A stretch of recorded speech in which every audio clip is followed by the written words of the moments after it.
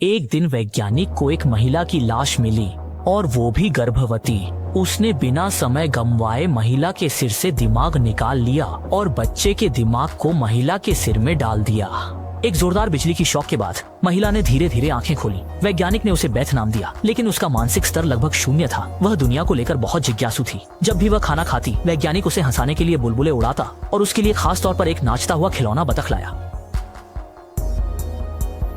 उस दिन वैज्ञानिक ने अपने सहायक जॉन को घर बुलाया। एक बहुत सुंदर वो उससे ब्रेन ट्यूमर था और मैंने उसकी मानसिक और शारीरिक स्थिति को संभाल लिया। वह अभी भी अच्छी है, उसकी भाषा भी ठीक है, वह धीरे धीरे सुधार कर रही है। लेकिन जॉन को लगता है कि बेथ इस दुनिया में एक बहती नदी की तरह है। लेकिन अगले ही पल वह खुद को रोक नहीं सकी और जॉन की संवेदनशील देखभाल के साथ उसने धीरे धीरे बढ़ना शुरू किया। हालांकि कभी कभी वह बच्चियों की तरह शरारत करना पसंद करती थी और खुशी खुशी चाकू से लाश को काटने का नाटक करती थी। बहुत जल्द ही महिला ने साइकिल चलाना सीख लिया। उसे रिजर्व में अजीबोगरीब पक्षियों को खिलाना बहुत पसंद था। उसके बाल हर 2 दिन में 1 इंच बढ़ जाते थे। वैज्ञानिक हर रात बेथ को नई कहानियां सुनाता है। काट दो। जल्दी सो जाओ, देर से मिलते हैं।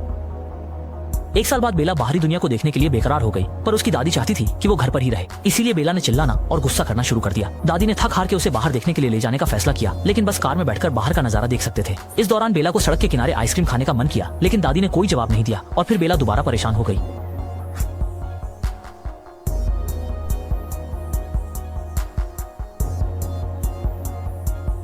दादी ने थक हार कर बेला को उठाया और घर ले गई। उस रात बेला की आर्टल कश्ती ने उसे आराम से उसके मोजे उतारे और उसे एक नशे जैसी हालत में ढंक दिया। कुछ समय बाद आर्टल कश्ती बेला से शादी करना चाहता था, लेकिन दादी ने 2 शर्तें रखी कि बेला की रजामंदी होनी चाहिए और शादी के बाद वहीं रहना होगा। खास बात ये थी कि दादी ने एक वकील को भी बुलाया एक कानूनी अनुबंध बनाने के लिए। हालांकि वकील ने भी पहली बार ऐसा असामान्य अनुबंध देखा। महिला काफी खास होगी जो इतना दिखावा कर रही। सोचा नहीं था कि वकील को भी बेला से प्यार हो जाएगा। यहाँ तक कि आधी रात को चोरी से उससे मिलने आ गया। तक कैसे पहुँचते हो?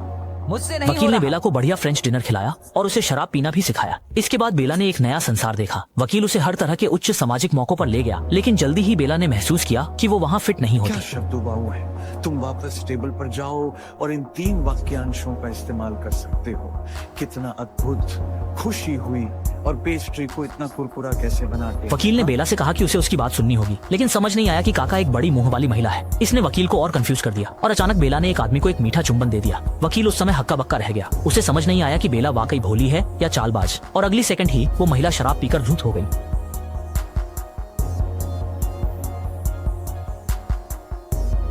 अच्छा हुआ कि वकील ने तुरंत समझदारी से काम लिया और बेला के साथ एक प्यारी वॉल्ट्ज डांस में शामिल हो गया।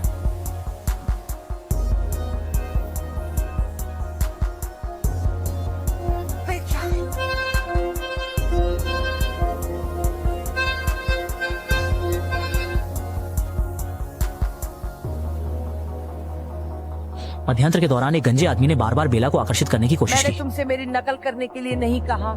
मैं जो कुछ करता हूँ वह जीवन के लिए है। अब वकील गुस्से में है। वह तेजी से पलटा और एक बूढ़े आदमी को खदेड़ दिया। फिर वह एक गुंडे के साथ एक पुरुष को लेकर चली गई। अचानक का दृश्य एक उग्र विद्रोह में बदल गया, लेकिन सौभाग्य से बेला ने अपनी चालाकी से मामले को संभाल लिया। तुम्हारी बात सुनकर मुझे और गुस्सा आता है।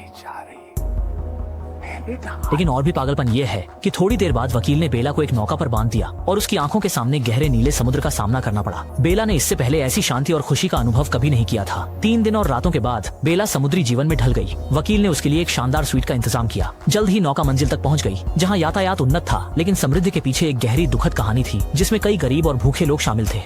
बेला इस तीव्र विरोध को सहन नहीं कर पाई और सीढ़ियों से नीचे दौड़ी, लेकिन सौभाग्य से छोटी काली लड़की ने उसे समय पर पकड़ लिया।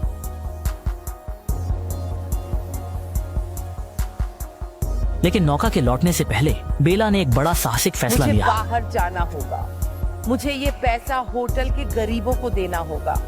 उन्हें गरीब लोग कहाँ जाते हैं? हम यहीं किनारे ठहर रहे हैं। हम आपके लिए इसका ध्यान रख सकते हैं। बिल्कुल, ये आपकी उदारता है। उन्हें पैसे की जरूरत है, हर किसी को जरूरत इसलिए है। बेला को विश्वास हो गया और जहाज के कर्मचारियों का शुक्रिया भी अदा किया। लेकिन छोटे भाई ने पलटकर इसे अपनी जागीर समझ लिया। तभी वकील को भनक लगी और वह काफी नाराज हो गए। पैसा कहाँ है? मौली, मैंने अभी तुम्हें बताया, मैंने वह गरीबों को दे दिया। स्टीवर्ट ने बताया कि आपके पास खाते को पूरा करने के लिए पर्याप्त धन नहीं है सर। अगले बंदरगाह पर आपको उतार दिया जाएगा, जहां आप अपने कर्ज के प्रति सच्ची कृतज्ञता पा सकते हैं। अब वकील पूरी तरह से अवाक हैं। अफवाह है कि बेला और वकील पेरिस में लावारिस छोड़ दिए गए, लेकिन इस समय वकील का पहले ही दिवाला निकल चुका है। वह सड़क पर सोने को मजबूर है, लेकिन बेला को बहुत खुशी है। उनके पास कुछ नहीं बचा है, पर यह खुद में एक दिलचस्प अनुभव अब हम रहेगा। गरीब हैं। इतने सारे साहसी लोगों ने इस स्थिति का सामना किया है। उदाहरण के लिए रॉबिन्सन क्रूसो। मैं गैर जिम्मेदार नहीं हूँ डंकन, जबकि मैं ये मानता हूँ कि मुझे चीजों को तार्किक अंत तक सोचने की ज्यादा क्षमता नहीं है। मैंने उन लोगों की मदद की जो पीड़ित हैं। मैंने हमें बर्बाद कर दिया है, जैसा कि तुमने कहा, लेकिन मुझे लगता है कि मेरे कार्य अच्छे इरादों से आए हैं। बस मैं होटल जाऊंगा। बेला जल्दी ही एक अच्छी नौकरी ढूंढ लेती है और जो पैसे कमाएगी वे वकील के लिए खाना खरीदने में जाएंगे। वकील को जब बेला की नौकरी के बारे में पता चला तो वह बहुत गुस्सा हो गया और उसने गुस्से में खाना फेंक दिया। लाइक, सब्सक्राइब, शेयर करें और समर्थन में डोनेट करें। लेकिन बेला को लगता है कि वकील को नीच कर्मियों का मजाक नहीं बनाना चाहिए। हर कोई जीवित रहने के लिए काम करता है और हर कोई सुनहरे चम्मच लेकर पैदा नहीं होता। परंतु बड़ी औरत उस नए कर्मचारी से बहुत खुश थी। कटोरी में अपनी आजादी का रास्ता बना रही है। काम के बीच बीच में बेला किताबें PRH कर अपनी समझ को बढ़ाती है ताकि वह और बेहतर नौकरी पा सके। लेकिन इसी बीच वकील की हालत बिगड़ रही है। वह बेला से घर लौटने की गुहार लगाता है, पर वह परेशानी में है। लेकिन बेला ने वकील का निमंत्रण साफ मना कर दिया। थोड़े समय बाद बेला ने अपने पुराने बॉस को फिर से देखा, जिसने कभी उसे बनाया था, लेकिन बूढ़ा आदमी अब अस्पताल में है। अंत में बेला ने सहयोगी से शादी की और उसके अच्छे जीवन की शुरुआत हुई। इस फिल्म को ऑस्कर और वेनिस फिल्म फेस्टिवल में नामांकित किया गया। कोई भी व्याख्या फिल्म की जगह नहीं ले सकती।